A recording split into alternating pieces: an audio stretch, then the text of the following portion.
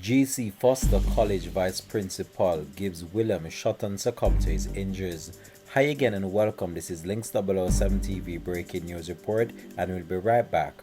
Welcome to Links 007 TV News Report, providing you with the best in local and international news updates. This is a place where you can get the most reliable and informative news information. Links 007 TV News Report. Welcome back and thanks for joining us. This is Links 007 TV News Report. Gibbs Williams, the Vice Principal of GC Foster College of Physical Education and Sport, was shot and succumbed to his injuries on Friday afternoon at the Portmore Hospital Complex in St. Catherine. Commander of the St. Catherine South Police Division, Senior Superintendent Christopher Phillips, confirmed the murder and is presently at the scene of the incident.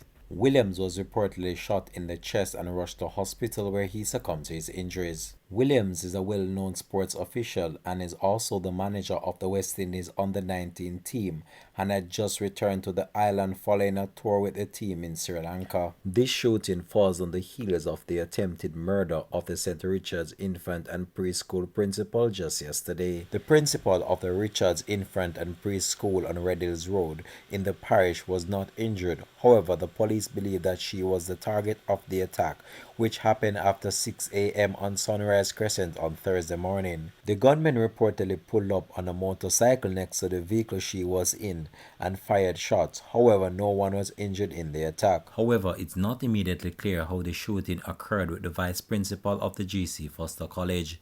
Links 007 TV will have more details to come in a subsequent newscast. This has been Links 007 TV News Report. Thanks for watching.